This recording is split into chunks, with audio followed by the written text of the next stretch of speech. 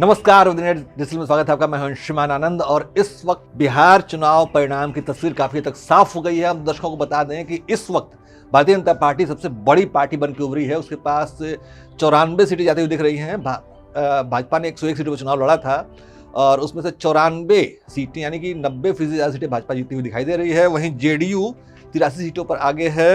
लोक जनशक्ति पार्टी यानी चिराग पासवान की जो पार्टी है वो लगभग 20 सीटों पर आगे चल रही है और हम यानी कि जीतन राम मांझी की पार्टी वो 5 सीटों पर आगे है। यानी कुल मिलाकर देखा जाए तो एनडीए यानी राष्ट्रीय जनतांत्रिक गठबंधन जो है वो फिलहाल 200 से ज़्यादा सीटें पाता हुआ दिख रहा है। दर्शकों को पता ही होगा कि बिहार विधानसभा में 243 सीटें हैं और जिसमें से लगभग 200 से भी ज़्यादा सीटें यानी कि लगभग 85 से 90% सीटें इस बार एनडीए जीती हुई दिख रही है। ये एक बड़ा चमत्कार है। बिहार की जनता ने बड़ा मैंडेट दिया है।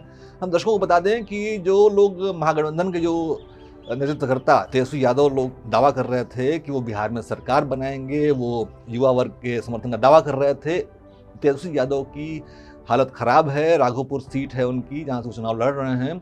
वहाँ पे फिलहाल तेजस्वी यादव जो है वहाँ भाजपा के सतीश कुमार को कांटे की टक्कर दे रहे हैं और फिलहाल जो वहाँ पे तेजस्वी यादव हैं लगभग 4,500 वोटों से पीछे चल रहे हैं। ये एक बड़ा झटका है महागठबंधन के लिए।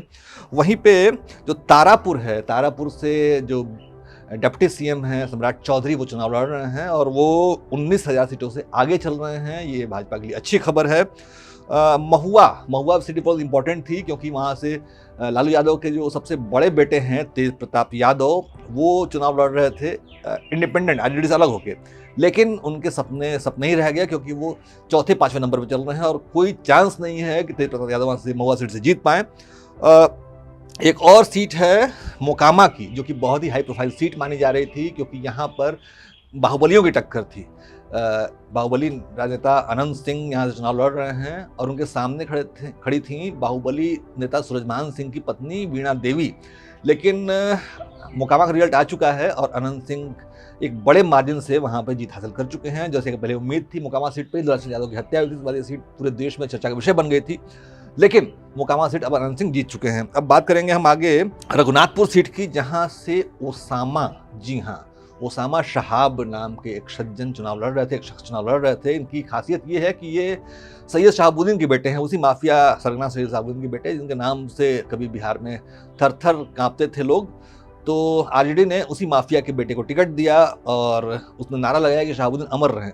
लेकिन अफसोस की बात यह है कि रघुनाथपुर से ओसामा जो है वो चुनाव जीतते हुए दिखाई दे रहे हैं और लगभग 8 से 9,000 सीटों से वोटों से आगे चल रहे थे और लगता है वो वहाँ से जीत जाएंगे।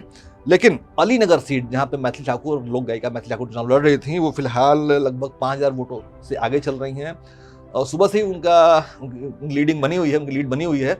सुबह वो 8,500 वोटों से आगे थी, फिर दोपहर के बाद उनका मार्जिन थोड़ा कम हुआ लेकिन अभी भी आगे चल रही है और 5,000 वोटों की मार्जिन कम नहीं होती है विधानसभा चुनाव में। अब दर्शकों को बता दें कि ये जो चुनाव परिणाम हैं वो राष्ट्रीय राजनीति पर बड़ा असर डालेंगे क्योंकि हाल में ही बंगाल में चुनाव होने वाले हैं और जो कि बिहार का सटा हुआ इलाका है। अब देखते हैं कि राष्ट्रीय राजनीति के परिदृश्य पर इसका क्या क्या असर दिखाई देता है। क्या राहुल गांधी अपने चुनावी कैंपेन में सुधार लाएंगे? और एक दर्शकों को एक बात और बता दें कि प्रशांत किशोर की जो जन स्वराज पार्टी थी उसने कहा था कि जब बिहार में जनता दल यूनाइटेड जो है यानी कि नीतीश कुमार की जो पार्टी है वो 25,000 सीट लाएंगे तो वो राजनीति छोड़ देंगे। और अब इस वक्त स्थिति ये है कि जनता दल यूनाइटेड जो है वो लगभग आपको 83-84 सीटें हासिल कर चुकी है, यानी 25 का जो आंकड़ा प्रशांत किशोर ने दिया था उससे बहुत ही ज़्यादा।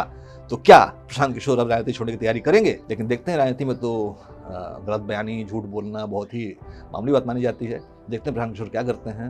वो एक नज़ीर पेश करते हैं राजनीति छोड़ के या फिर दोबारा प्रयास करेंगे। और बिहार चुनाव का जो सारा अपडेट है उसका जो एनालिसिस है आपके सामने इंडिया पेश करते रहेंगे। अभी के लिए इजाज़त, बहुत बहुत धन्यवाद।